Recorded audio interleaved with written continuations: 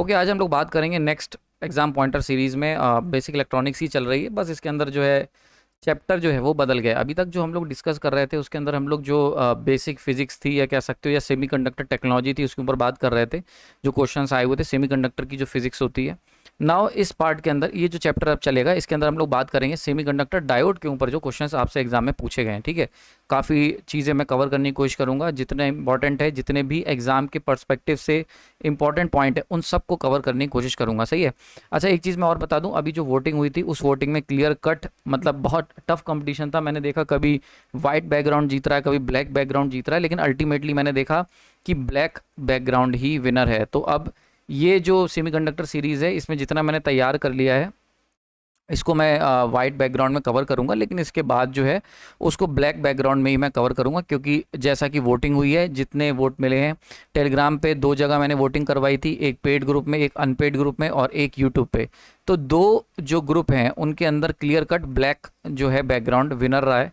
तो as per audience हम लोग इसको शिफ्ट कर देंगे, ब्लैक बैकग्राउंड में हम लोग लेक्चर्स को बनाएंगे। ठीक है।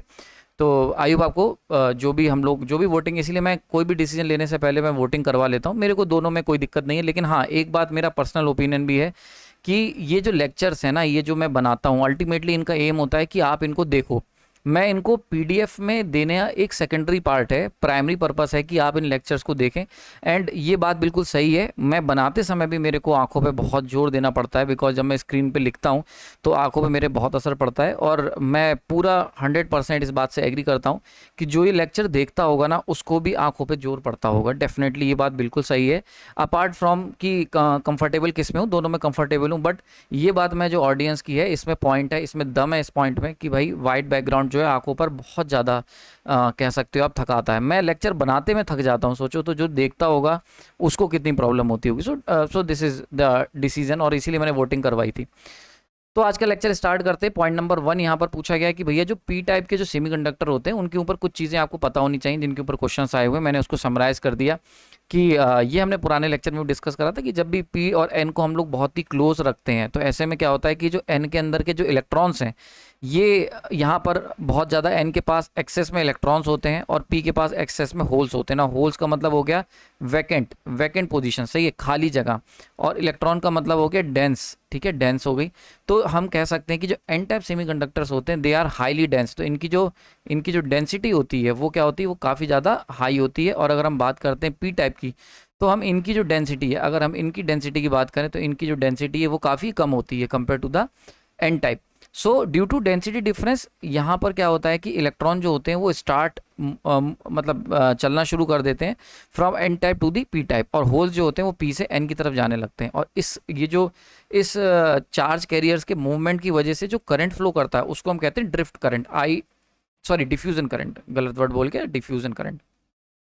ठीक है, इसके बारे में मैंने बहुत डिटेल में पुराने लेक्चर में बताया था कि 2 तरीके के सेमीकंडक्टर की अगर हम बात करते हैं, 2 तरीके करंट हमें देखने को मिलेंगे। एक हो गया हमारा आई ड्रिफ्ट और एक हो गया हमारा आई डिफ्यूज़न। ठीक है, याद आ गया होगा जिन लोगों ने देखा होगा। तो डिफ्यूज़न करंट जो होता है ये बिकॉज ऑफ डेंसिटी डिफरेंस की वजह से ये फ्लो करता है, डेंसिटी डिफरेंस, सही है। और अगर हम बात करते हैं ड्रिफ्ट करंट की तो ये फ्लो करता है because of the presence of electric field. तो अगर इलेक्ट्रिक फील्ड अप्लाई करने पर चार्ज कैरियर्स मूव कर रहे हैं तो हमारा ड्रिफ्ट करंट है, कोई टेंशन नहीं है। लेकिन जो डेंसिटी डिफरेंस है, बिकॉज एक तरफ बहुत हाई डेंसिटी है because of the solid electron particles और दूसरी तरफ डेंसिटी कम है because of the vacancy of electron, वहाँ पर मतलब खाली जगह है, वैकेंट एरिया है जिसको हम होल्स कहते हैं। तो इस वजह से यहाँ पर चार्ज कैरियर्स का मूवमेंट होता है, और ये मूवमेंट तब तक होता रहता है जब तक कि ये जो डिप्लीशन लेयर है इसके अंदर सफिशिएंट अमाउंट की ई इंटरनल ना बन जाए जो कि फर्दर मूवमेंट को रोकती है। ठीक है, क्लियर हो गया यहाँ पर। नेक्स्ट पॉइंट यहाँ पर आपको याद रखना है फोटो डायोड। इसके ऊपर काफ़ी क्वेश्चंस आए, कुछ पॉइंट कवर कर लेता हूँ मैं। जैसे फोटो डायोड में सबसे पहला पॉइंट है कि जो पीएन जंक्शन डायोड होती है, एक तो ये सिंपली, लेकिन खास बात क्या होती है, ये इनका काम, ये जैसे अगर हम बात करते हैं एक एलईडी की, एलईडी क्या करती है कि वो आपको इलेक्ट्रिकल एनर्जी को लाइट एनर्जी में कन्वर्ट करती है। लाल पीली हरी नीली एलईडीज होती है ना, है ना।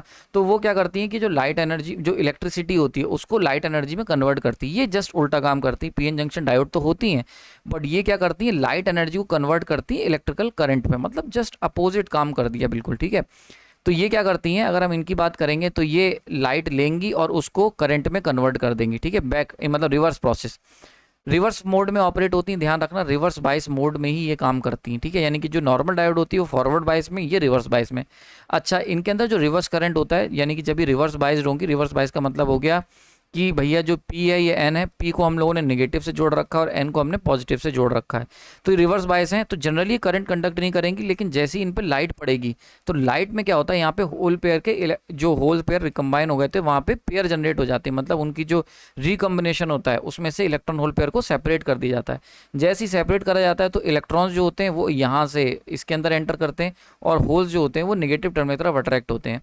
तो यहाँ पर कितने होल्स पेयर के इलेक्ट्रॉन क्रिएट, जो इलेक्ट्रॉन हो और होल्स के पेयर क्रिएट होंगे, ठीक है, थोड़ा सा मैं फंबल कर गया, इलेक्ट्रॉन और होल के जो पेयर क्रिएट हो रहे हैं वो कितने पेयर क्रिएट होंगे, तो ये डिपेंड करता है कि भैया इंटेंसिटी लाइट की कितनी पड़ रही है। जितने फोटॉन पड़ेंगे उतने इलेक्ट्रॉन्स और होल पेयर्स में क्रिएट होंगे और उतनी ही करंट फ्लो करेगी।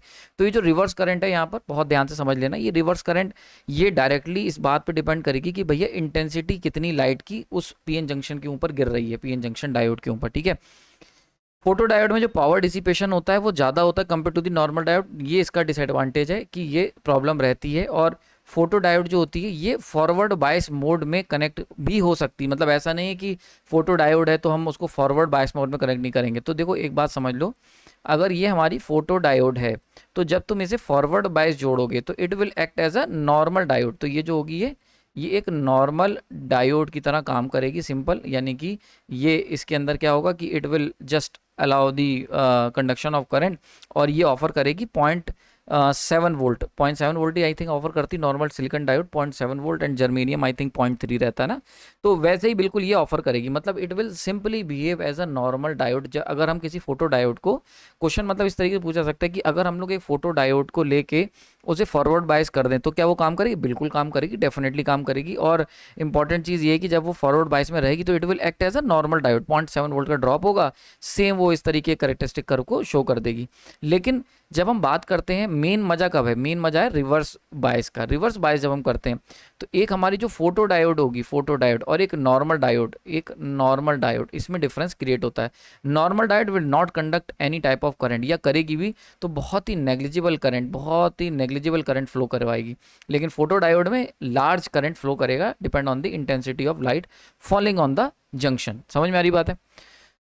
ओके, नेक्स्ट पॉइंट की बात कर लेते हैं। जो हैवली डोपिंग डायोड होती, मतलब जो हैवली डोप्ड होती, डोपिंग का मतलब मैंने बताया था, सिंपल मतलब होता है डोपिंग की। अगर हम बात करते हैं तो डोपिंग बताती है कि इम्प्योरिटी कितनी ऐड करी है ना।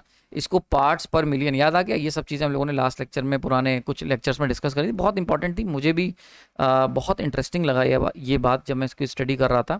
तो कितने पार्ट्स पर मिलियन, तो जब हम बात करते हैं ना डोपिंग की, तो इम्प्योरिटी कितनी ऐड करी है, अगर ज़्यादा इम्प्योरिटी ऐड करी है तो उसको हम कहते हैं हैवली डोप्ड, हैवली डोप, ठीक है। तो हैवली डोप का मतलब होता है लार्ज नंबर ऑफ इम्प्योरिटीज़, ठीक है, लार्ज इम्प्योरिटीज़ जो हैं भाई आपने ऐड कर दी हैं, लार्ज इम्प्योरिटीज़, सही है। तो अब देखो, जब लार्ज इंप्योरिटी ऐड कर दोगे तो हम उसको कहते हैं हैवली डोप्ड। रिप्रेजेंट कैसे करते हैं, बहुत अच्छा तरीका है। तो अगर मान लेते हैं हमारा P जो है ये हैवली डोप्ड है तो इसको हम रिप्रेजेंट करेंगे P प्लस से। अगर हम कहते हैं ये नॉर्मली डोप्ड है तो P, और लाइटली डोप्ड है या बहुत ही नेग्लिजिबली डोप्ड है तो उसको P माइनस से रिप्रेजेंट करा जाता है। तो जब हम बात करते हैं हैवली डोप्ड डायोड की, तो जब भी हम पीएन जंक्शन को हैवली डोप्ड ले लेंगे P प्लस N प्लस, तो वहाँ पर इस टाइप की जो डायोड होती है इसको हम कहते हैं जीनर डायोड, ठीक है, याद रखना जीनर डायोड के नाम से ही जानी जाती है। अब जीनर डायोड की खास बात क्या होती है कि जब तुम इसे रिवर्स बायस करोगे तो ऐसे केस में एक पर्टिकुलर वोल्टेज पे जाके ये डिवाइस जो होगी वो ब्रेक डाउन हो जाएगा उसके अंदर। मतलब ब्रेक डाउन का मतलब क्या हुआ कि अगर हम बात करते हैं नॉर्मल डायोड की, तो नॉर्मल डायोड रिवर्स बायस में जब हम इसको नेगेटिव और इसको पॉजिटिव से जोड़ेंगे, this is what we call reverse bias. तो अगर एक नॉर्मल डायोड की बात करोगे तो रिवर्स बायस में it will act as an open circuit, मतलब कोई भी करंट को अलाउ नहीं करेगी, कंडक्टिविटी बिल्कुल खत्म। लेकिन क्या होता है, हर चीज़ की एक लिमिट होती है। अब अगर तुम पीछे की तरफ वोल्टेज अप्लाई करते चले जाओगे, रिवर्स बायसनेस बढ़ाते चले जाओगे, तो एक समय आएगा जहाँ पर उसकी जो रेजिस्टेंस था वो खत्म हो जाएगा और वो इट विल स्टार्ट कंडक्टिंग, और उस पॉइंट को हम लोग कहते हैं ब्रेक डाउन, ठीक है। जैसे फॉर एग्जांपल ये हमारी अगर डायोड की करेक्टरिस्टिक कर्व है तो ये करंट हो गया, ये नेगेटिव करंट है, ये माइनस वी है ना। जब हम किसी डायोड को रिवर्स बायस करते हैं तो हम शुरुआत में बहुत ही मिनिमम करंट फ्लो करेगी, यानी कि it will try to act as an insulator. लेकिन जब हम उसके वोल्टेज को बढ़ाते चले जाते हैं तो एक पॉइंट ऐसा आता है जहां पर उसके जो एटम्स हैं, जो बॉन्ड्स हैं, वो टूट जाते हैं, और इस पॉइंट को हम लोग कह देते हैं VBR, ब्रेक डाउन वोल्टेज। समझ में आ रही बात है? इसको हम कहते हैं मतलब वो पीक मैक्सिमम वोल्टेज जिस पे तुम्हारी डिवाइस जो है वो ब्रेक डाउन हो जाएगी and it will start conducting, वो हमारा हो जाता है ब्रेक डाउन वोल्टेज। ठीक, क्लियर हो गया? तो कोशिश करनी है कि उस लिमिट तक हमें कभी भी पुश नहीं करना है। ठीक है, तो अब देखो बहुत इंपॉर्टेंट चीज आती है जब हम बात करते हैं हेवली डोपिंग की, हेवली डोप्ड डायोड की, तो वो कहलाती है जीनर डायोड। तो जीनर डायोड के अंदर होता है जीनर ब्रेकडाउन, और जो लाइटली डोप्ड या नॉर्मली डोप्ड जो पीएन जंक्शन डायोड होते हैं, जैसे नॉर्मल पीएन जंक्शन डायोड, इनके अंदर होता है एवलांच ब्रेकडाउन। तो एक होता है जीनर ब्रेकडाउन, एक होता है एवलांच ब्रेकडाउन। बहुत डिटेल के अंदर मैंने चर्चा करी है। अगर आपको इसको एटॉमिक लेवल पे समझना है, इसके पीछे की पूरी फिजिक्स समझनी है, तो आप मेरी जो prime and super prime group पे पावर इलेक्ट्रॉनिक सीरीज चल रही, मस्ट वॉच है। अगर तुम चाहते हो कि पावर इलेक्ट्रॉनिक सीरीज तुम्हारे खून में उतर जाए तो उसको जाके देख लेना। ठीक है, बिल्कुल एक एक कॉन्सेप्ट क्लियर हो जाएगा। मैं बहुत डिटेल में कवर कर रहा हूँ पावर इलेक्ट्रॉनिक सीरीज को, जरूर चेक करना एक बार, वहां पर मैंने इसको बहुत डिटेल में समझाया है। तो ये देखा गया है जो एवलांच ब्रेकडाउन होगा वो होगा तुम्हारे लाइटली डोप्ड या मीडियम डोप्ड सेमीकंडक्टर में, और जीनर ब्रेकडाउन होता है हैवीली डोप्ड सेमीकंडक्टर में। सही है? तो अब देखो एक इंटरेस्टिंग चीज़ यहाँ पर मैं बताता हूँ जिसके ऊपर क्वेश्चंस आते हैं, कि जो जीनर ब्रेकडाउन होगा ये बहुत ही कम वोल्टेज पर हो जाएगा। ठीक है, यानी क्या हुआ, जो हैवीली डोप्ड सेमीकंडक्टर डायोड होते हैं वो थोड़े से रिवर्स वोल्टेज लगाने पर ही कंडक्शन स्टार्ट कर देते हैं। ठीक है, तो इस पॉइंट को हम कह देंगे VBR जीनर। ठीक है, जीनर कह दिया मैंने, जीनर डायोड होता है वैसे। तो ये हो गया VBRZ, मतलब जीनर ब्रेकडाउन वोल्टेज, यानी कि वो वोल्टेज जिस पर जीनर ब्रेकडाउन होगा। ठीक है, और ये हो गया हमारा VBRA, एवलांच ब्रेकडाउन। अब देखो बड़ी इंटरेस्टिंग चीज़, यहाँ पे कई क्वेश्चन बनते हैं, जैसे जीनर ब्रेकडाउन जो होता है वो हमेशा लोअर वोल्टेज पर होता है, लोअर रिवर्स वोल्टेज पे, और वहीं पर एवलांच ब्रेकडाउन बहुत ही लार्ज वोल्टेज पर जाके होता है। सही है, एक और इंटरेस्टिंग चीज़ बता देता हूँ, जीनर ब्रेकडाउन जो होता है इसके अंदर जो डायोड होती है तुम्हारी वो नॉट डैमेज परमानेंटली, मतलब डैमेज नहीं होती है, लेकिन एवलांच ब्रेकडाउन में परमानेंटली डैमेज हो जाती है, परमानेंटली डैमेज। ठीक है, तो ये बात याद रखना कि इसके अंदर जो डायोड होगी वो कंप्लीटली परमानेंटली डैमेज हो जाएगी एवलांच ब्रेकडाउन अगर होता है। ठीक, क्लियर?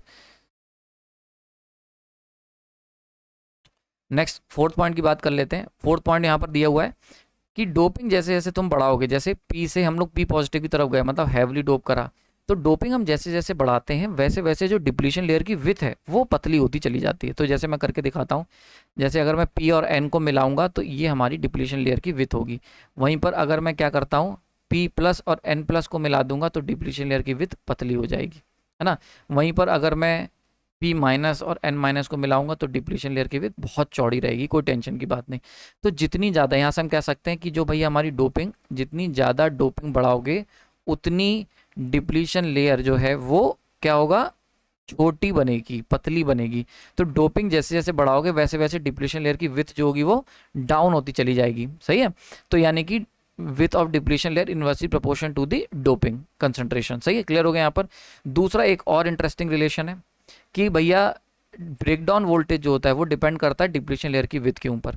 अगर डिप्लीशन लेयर चौड़ी होगी तो क्या होगा, ब्रेकडाउन वोल्टेज भी हाई होगा, यानी कि जो तुम्हारा जो पावर डायोड लेके जा रहे हो या नॉर्मल डायोड है वो हाइयर वोल्टेज पे जाके अपने आप को तोड़ेगा, मतलब हाइयर वोल्टेज पे जाके टूटेगा।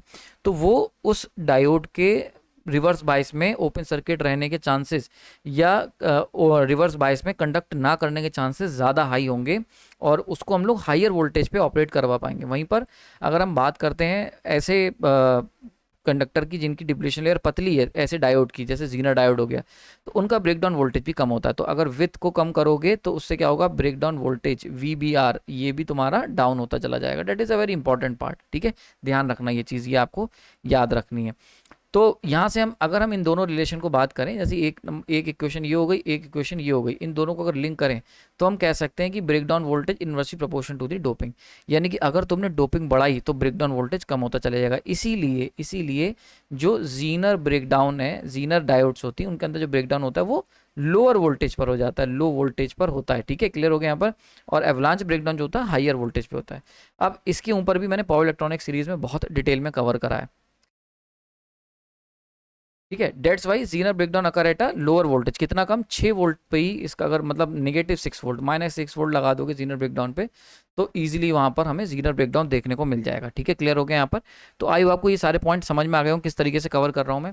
नेक्स्ट हम लोग बात कर लेते हैं रिपल की। अब क्या होता है, रिपल क्या होता है, तो मान के चलते हैं अगर हम नॉर्मल डायोड का एप्लीकेशन की बात करें तो सबसे कॉमन एप्लीकेशन है कि हम क्या करें, इसको रेक्टिफायर की तरह यूज़ करें। रेक्टिफायर मतलब एसी को डीसी में कन्वर्ट करने के प्रोसेस को हम कहते हैं रेक्टिफायर, सही है।